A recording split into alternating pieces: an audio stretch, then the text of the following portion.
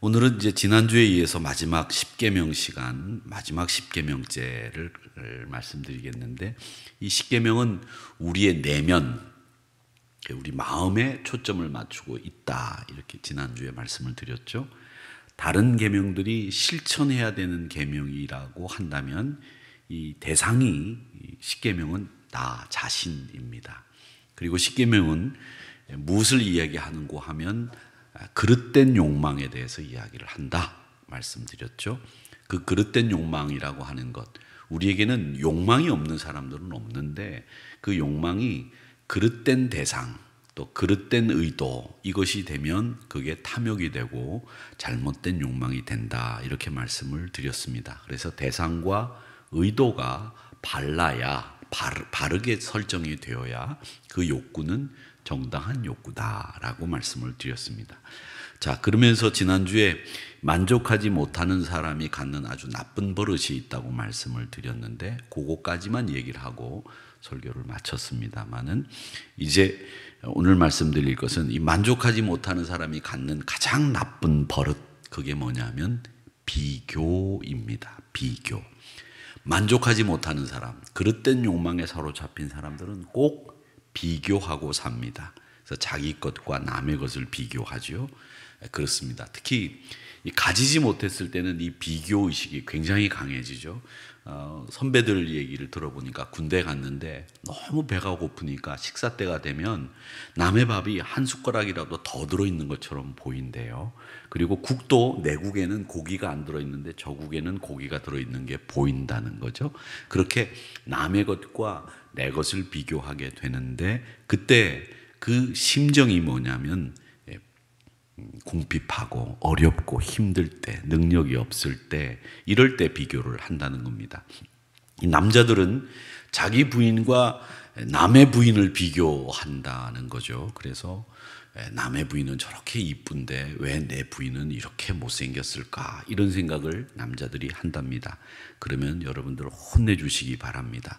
자기 부인이 자기에게 시집 온 것은 자기에게는 천만다행한 일이죠.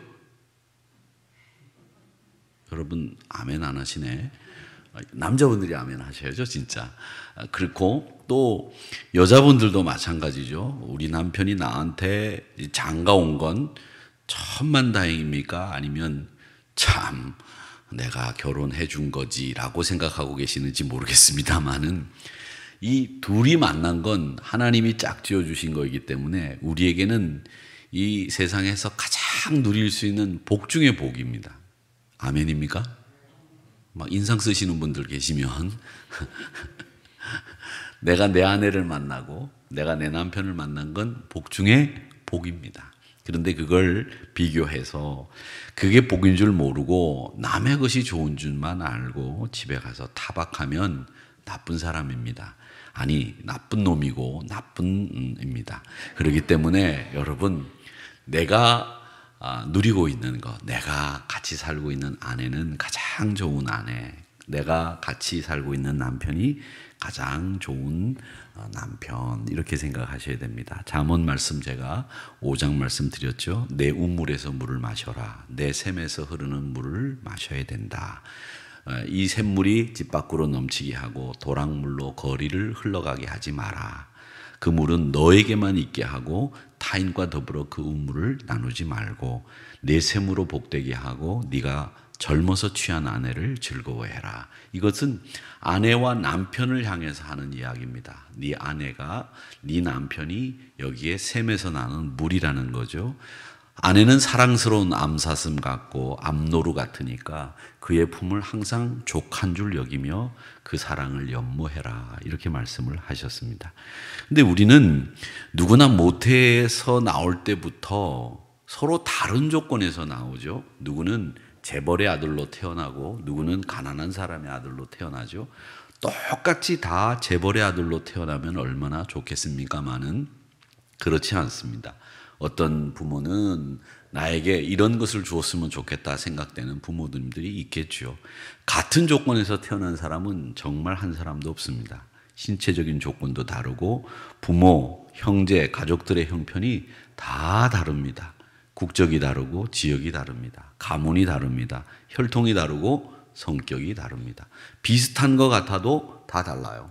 사회적인 네트워크도 다 다릅니다. 이렇게 다양한 것은 하나님이 지으신 이 피조 세계의 특징이 뭐냐면 이렇게 다양하다는 거죠. 여러분 보세요. 얼굴이 똑같은 분이 여기 한 분도 안 계세요. 만약에 얼굴이 똑같은 분이 여러 분 계신다면 제가 권사님 안녕하세요. 아니에요. 저 이권사인데요. 이러실 거 아니에요. 그런데 여러분은 다행스럽게 얼굴이 똑같은 분이 한 분도 안 계세요. 다 이쁘신데 그 모양새가 다 각각입니다. 제가 조금 전에 거짓말 하나 했죠? 네, 여러분 이해해 주시기 바랍니다. 지금 눈치를 못 채시는 분들이 계신데 다양합니다. 다 다양합니다. 소나무도요. 똑같은 소나무 같이 보이는데 그 소나무가 다 다르다고 합니다. 줄기 모습이 다르고 가지 모양이 다르고 나무에 붙어있는 잎사귀도 그 식물들이 가지고 있는 특징을 드러내는데도 그 모양이 다 다르대요. 똑같은 게 하나도 없다는 거죠. 그래서 모든 피조물은 이렇게 자기 고유한 모습을 가지게 됩니다. 이게 하나님의 뜻이에요. 전적으로 완벽하게 다르게 만든 게 하나님의 뜻이라는 거죠. 모든 피조물은 그리고 자기 고유의 모습을 가졌을 때가 가장 아름답습니다. 여러분, 그 모습이 가장 아름답기 때문에 남과 같이 똑같아질 필요가 있다 없다? 없습니다. 나는 나이면 되는 거예요. 내 나이에 나로서 맞게 살면 되는 거예요. 굳이 막 젊어지려고 할 필요도 없어요. 여러분 아무리 젊어지고 얼굴만 젊어지게 뺑뺑하게 땡기면 뭐합니까? 내일 모레 죽는데 상관이 없는 거예요. 그러니까 막 땡기려고 하지 말고 막 올리려고 하지 마시고 그냥 내 나이에 맞게 사시면 되는 거예요. 그게 가장 아름다운 모습입니다. 그 모습에서 아름다움을 만들어내고 그 모습에서 멋진 모습을 만들어내는 거, 이게 진짜 우리가 가져야 될 마음가짐인데 이 남과 같아질 필요가 없는데도 불구하고 남과 꼭 같아지려고 한단 말이죠. 미용실에 가면 쟤처럼 좀 머리 좀 잘라주세요. 제가 아닌데 어떻게 머리를 그렇게 자릅니까? 그렇게 잘라도 일단 이 원 바탕이 그하고 틀리기 때문에 전혀 다른 모습 이미지가 나온다는 거죠. 그렇기 때문에 여러분 누구처럼 해달라. 지금 중국 사람들이 제일 많이 흉내내는 사람이 누구냐면 한국 사람들이에요. 예전에는 중국 사람을 보면 딱 중국 사람인지를 알았는데 요즘에는 중국 사람을 보더라도 이게 한국 사람인지 중국 사람인지 모르겠어요. 왜? 한국 사람하고 똑같이 옷 입고 똑같이 화장을 합니다. 특히 여자들이. 그래서 중국 사람들이 한국 사람을 닮아가려고 막 애를 쓰고 있는데 그게 좋은 건지 그게 우리한테는 좋은 것인지도 모르겠지만 중국 사람들은 자기가 아직 정체성을 어떻게 살아야 되는지 어떻게 자기들이 꾸며야 되는지를 모르는 상태구나라는 생각을 하게 되는데 유독 이렇게 인간만이 피조 세계에서 인간만이 다른 사람과 같아지려고 노력을 한단 말이죠. 우리 인간만 자신이 가지고 있는 고유함을 버리고 남과 같이 같아지려고 할 때 생기는 게 바로 비극입니다. 인간의 탐욕 때문에 나타나는 병적인 현상이 바로 비교의식입니다. 뭐든지 남과 집요하게 비교를 해요. 집요하게. 여러분 우리가 잘 아는 동화 아시죠? 어떤 동화입니까? 백설공주 기억나세요? 다 아실 겁니다. 다 아실 건데 그 백설공주의 계모 마녀는 항상 거울 앞에서 누구랑 비교를 합니까? 백설공주와 비교를 하죠. 거울아 거울아 이 세상에서 누가 가장 이쁘게 생겼니? 비교해야 될 사람과 비교를 해야지 자기가 비교해야 될 대상이 아니잖아요. 백설공주는 자기의 딸뻘이에요. 그리고 백설공주는 자기가 딸처럼 아껴야 될 사람인데 걔랑 비교를 하는 거예요. 거울아 거울아 이 세상에서 누가 제일 이쁘니? 누가 이 세상에서 제일 이쁠까요? 자기 고유의 모습을 가지고 있는 사람이 제일 이쁜데 이 말도 안 되는 비교를 하고 있다는 겁니다. 거기서부터 비극이 시작되지 않습니까? 내가 남과 다른 것이 있는 것, 그게 여러분의 아름다움입니다. 내가 남과 다른 것이 있는 것, 그게 나의 가치입니다. 그런데 괜히 남과 같아지려고 한단 말이죠. 다 그 사람이 그 사람 같아 보이게 만드는 거. 코도 똑같고 눈도 똑같고 그렇게 해도 나이 드시면 다 쭈글쭈글해지는 건 똑같습니다. 여러분 뭐 하려고 그렇게 하시는지 모르겠습니다. 우리 한국 분들은 눈을 동그랗게 만듭니다. 자꾸 동그랗게 만들려고 하고 눈을 크게 키우려고 해요. 그래서 막 여기 찍고 여기 찍고 막 그런데 그 찍고 하는 거를 그분들은 뭐라고 하냐면 트임이라고 하더라고요. 안 트임, 바깥 트임. 바깥으로 뜯으면 바깥 트임, 안으로 뜯으면 안 트임 이렇게 얘기하는데 또 코도 막 이렇게 하시는데 제가 말씀드린 적이 있는지 모르지만 저희 집에 헝가리 친구들이 한 달인가요? 저희 집에 와서 산 적이 있었습니다. 헝가리 그 신기재 선교사님 교회 친구들이 저희 딸아이가 교환학생으로 갔을 때 그 교회에서 섬겼는데 그 교회에 있었던 젊은 청년들이 우리 한국에 한 달 정도 와 있어서 우리 교회도 나온 적이 있었죠. 근데 그 헝가리 친구들 코가 아주 막 이만큼 높더라고요. 그래서 네 얼굴에서 제일 자신 있는 데가 뭐냐? 네 얼굴 참 코 이쁘다 그랬더니 자기네는 그 코가 이렇게 높은 게 열등감이라고 그러더라고요. 너무 코가 높아서 한국 사람 얼굴에 한국 사람 코가 너무 이상적인 코라는 거예요. 그러면서 자기는 한국 사람하고 결혼하겠다고 그렇게 얘기했는데 영영 가서 소식이 없어요. 어떻게 됐는지 모르겠습니다만 한국 사람 얼굴이 제일 이상적인 얼굴이고 코 높이도 제일 이상적인 것 같다. 자기 코는 너무 높아서 어쩔 때 이렇게 누른대요. 그런다는데 우리는 그 사람들의 코를 부러워해가지고 자꾸 이렇게 높이려고 하는데 여러분 그럴 필요 없습니다. 눈이 크면 먼지도 많이 들어가고 다치기도 쉬워요. 눈이 조그만해야죠. 뜨는 동 마는 동. 그래서 보이기만 하면 되지 그거 못하러 일부러 크게 만들어가지고 그냥 겁 많은 사람처럼 보이게 되고 말이죠. 눈 크면 여러 가지로 비가 오면 비가 들어가면 어떻게 해요? 그렇죠? 깜빡거릴 수도 없는 거고 그렇잖아요. 그러니까 저처럼 눈이 이렇게 적당히 조금만 해야지 눈 괜히 커봐야 소용없어요. 그렇죠? 눈 크신 분들에게 죄송하지만 그렇습니다. 그러니까 눈은 조그만하고 우리 한국 사람 얼굴에는 약간 찢어짓한 그런 눈이 훨씬 더 매력적입니다.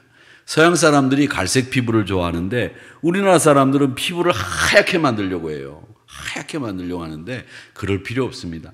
하얀 사람은 하얀 대로 까만 사람은 까만 대로 그렇게 살면 되는 거지 말이죠.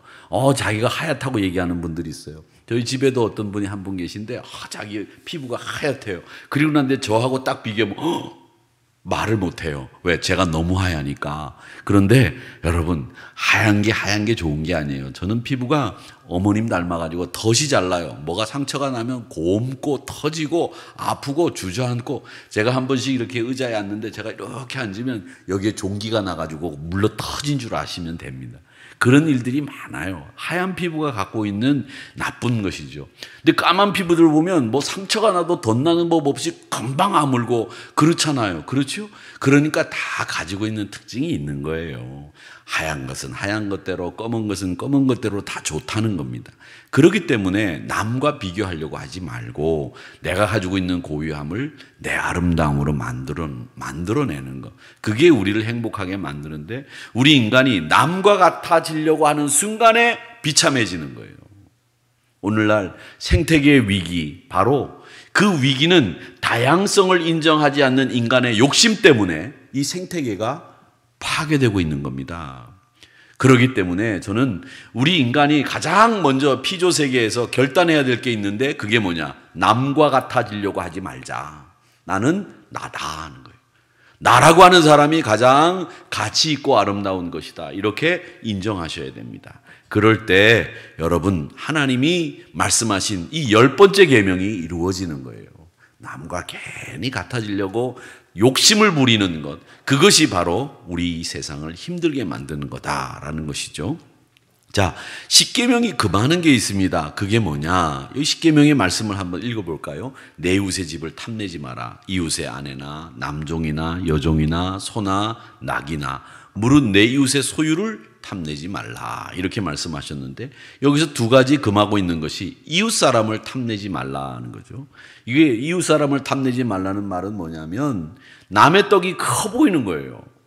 남의 아내가 더 이쁜 것 같고 뭐든지 잘하는 것 같고 내 아내는 못하고 내 아내는 뭐 이렇게 음식도 못하는지 살림도 못하는지 그렇게 생각이 든다는 거죠. 다른 남자들은 나가서 돈도 많이 벌어오는데 왜 우리 남편은 돈을 요거밖에 못 벌어오는지 모르겠죠. 그런데 여러분, 우리 아내가 우리 남편이 최고고 앉던 방석이 제일 편합니다.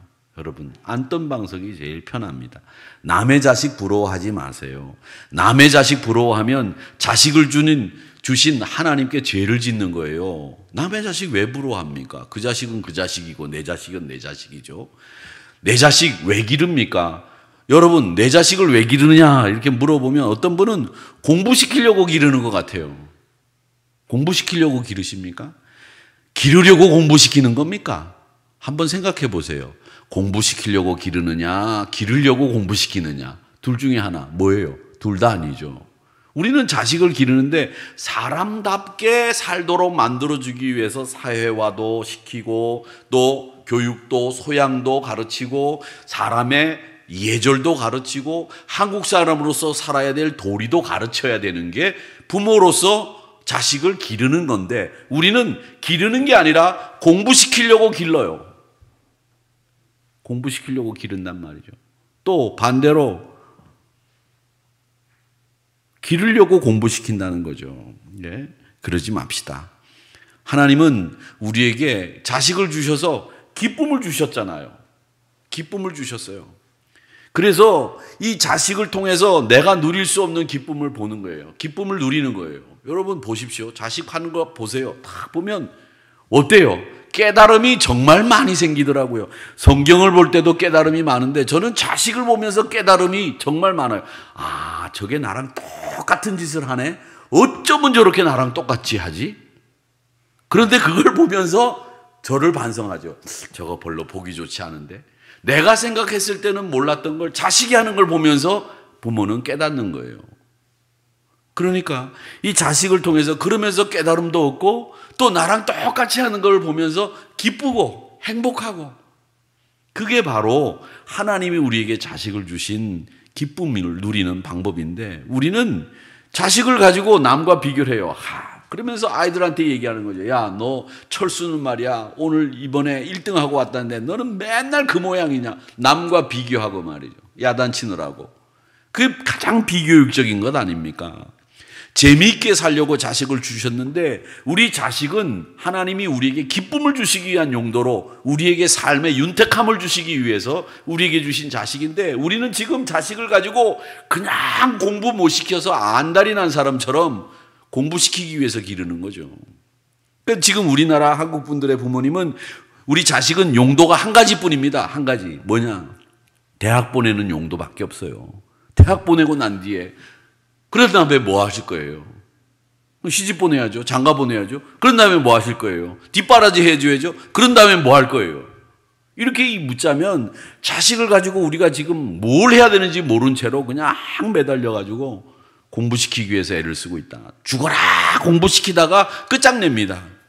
자식으로 인해서 하나님 앞에 죄짓지 마세요. 시편 127편 제가 자주 인용하는 말씀인데 자식들은 여호와의 기업입니다. 하나님이 우리에게 주신 기업이에요. 삼성전자, LG전자, 현대자동차 같은 기업이란 말이에요. 이 기업이 그런 뜻이에요. 하나님이 나에게 주신 기업. 이 자식을 통해서 하나님이 나에게 얼마나 많은 기쁨과 우리 삶의 풍성함을 주시는지 태의 열매는 그의 상급이다. 그렇게 말씀하시면서 젊은 자의 자식은 장사수 중에 있는 화살과 같다. 이것이 화살통에 가득한 자는 복되다. 그들이 성문에서 원수들 앞에서 수치를 당하지 않는다. 이렇게 말씀하지 않았습니까? 자식들이 많아야 되는 거죠. 그러니까 여러분 선교사님들 보세요. 자식들 많이 낳잖아요. 막 3명씩 연달아 막. 그리고 끝나고 난 뒤에 어떤 분이 저한테 그러더라고요. 지난 주일날 선교주일날 나왔던 그 선교사님 3명이나 낳았던데 그게 연년생이에요. 연년생입니다. 연년생이에요. 다 아들입니까? 예, 다 아들입니다. 엄마가 힘들겠습니까? 예, 힘듭니다. 그런데도 그 선교사님은 늘 행복해하고 기뻐하고 좋아하더라는 거죠.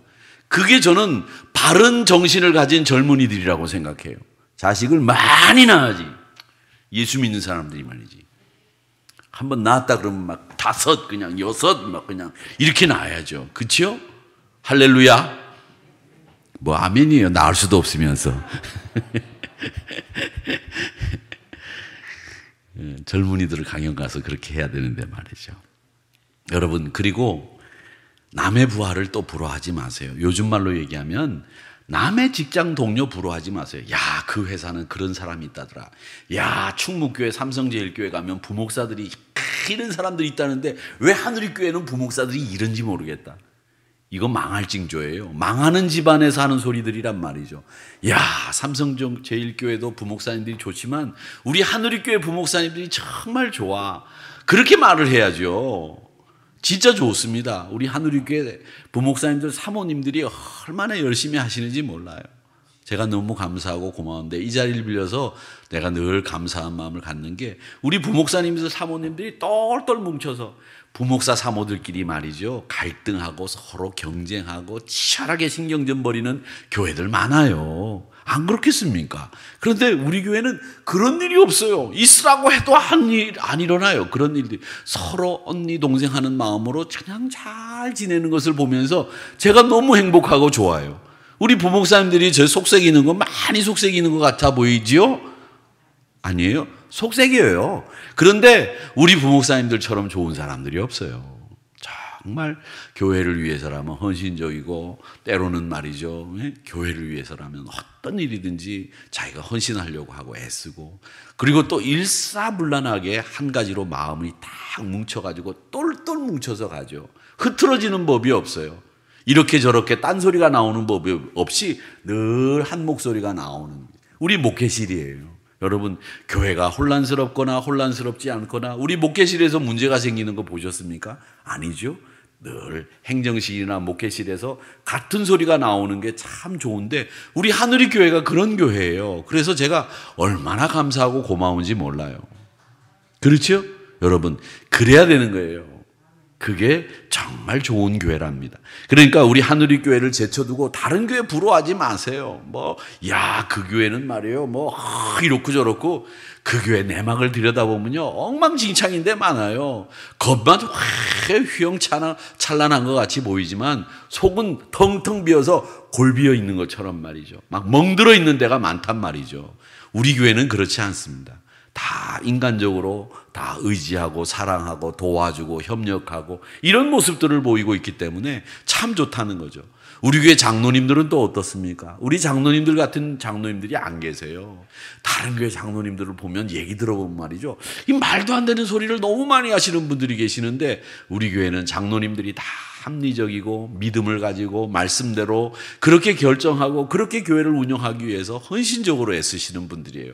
바빠서 이런 경우 저런 경우도 있으시긴 하지만 우리 하늘이교회 장로님들을 여러분 더 열심히 존경하고 아껴주시기를 부탁드리겠습니다. 정말 좋은 장로님들이고요. 또 이번 주일날 장로님 되시는 분들도 참 좋은 장로님들이에요.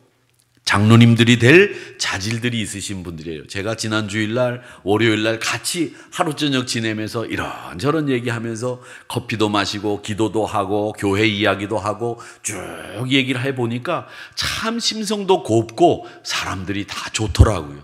그런 분들이 우리 하늘이교회 장로님들이 되어서 하늘이교회를 앞으로 이끌어가게 될 때 하늘이교회는 건강한 교회가 될 줄로 믿습니다. 저는 그렇게 생각해요. 그리고 우리 젊은 장로님들이 얼마나 건강하고 바른 생각을 가지고 계신지 합리적이고 말이죠. 늘 기도하면서 결정하는 장로님들이라 저는 마음에 조금도 꺼리낌이나 어려움 없습니다. 조금 방법을 몰라도 돼요. 방법을 모르고 또 요령을 몰라도 돼요. 저는 그런 생각합니다. 사람 많이 알아서 좋은 거 아니고 요령을 알아서 좋은 게 아니에요. 말씀대로 살고 말씀대로 판단하고 결정하면 요령 몰라도 되고 방법 모르면 어떻습니까? 말씀대로 결정하려고 하고 하나님의 뜻을 분별할 줄 알면 요령 방법 소용없어요. 하나님의 뜻대로 결정한다. 하나님의 말씀대로 기준을 잡고 나간다. 그러면 되는 거예요. 그러니까 너무 걱정할 필요 없다는 말이죠. 제가 그렇게 얘기를 했습니다. 지금 새롭게 장로님 되시는 분들은 제가 은퇴할 때 담임 목사, 후임 리더십을 구해야 되는 장로님들이에요. 그래서 제가 그랬어요. 뭐라고 그랬느냐면 나중에 후임 목사를 구할 때, 리더십을 교체할 때 여러분 그 리더십을 교체하는 거 선배들로부터 배우십시오. 그러나 그 요령과 방법 몰라도 됩니다. 제가 한 말이 그겁니다. 말씀대로 하나님의 뜻을 분별할 줄 아는 능력만 있으면 요령 방법 필요 없어요. 그게 제일 좋은 방법이에요. 하나님의 말씀을 기준 삼고 하나님의 뜻을 분별할 줄 알면 요령 방법 필요 없다고 제가 말했습니다. 여러분 그렇습니다. 그러니까 우리 신앙생활은 다 그렇습니다. 요령과 방법을 알아야 된다. 경험을 알아야 된다. 물론 좋죠. 전례도 좋죠. 그러나 제일 중요한 것은 하나님의 뜻과 하나님의 말씀을 분별할 줄 알면 오케이 된다는 거예요. 그러니까 비교하지 마세요. 다른 사람과 비교하는 거 그거 좋지 않습니다. 나와 함께하는 모든 사람을 귀하게 여기셔야 됩니다. 그것처럼 귀한 것이 어디 있습니까? 여러분 그러니까 이렇게 남과 비교하지 말고 내가 만나고 있는 분들이 가장 소중한 분들이고 내가 아는 분들이 가장 귀한 분이라고 하는 생각을 갖는 게 이 십계명이 우리에게 주는 교훈이에요. 그러니까 지금부터 뭐 다른 사람 만나면 저 처음 만나는 사람 만나면 막 얼굴에 막 정월초하루가 돼가지고 막 반가운 것처럼 하고 옛날부터 만난 사람 보면 시큰둥해가지고 막 입이 이만큼 나오고 그러지 마세요. 정말 옛날부터 나를 오랫동안 알고 있는 분이 좋은 분이란 말이죠. 우리가 살고 있는 집도 좋은 겁니다. 그러니까 남의 집 탐내지 마세요. 전원주택 부러워하지 마세요.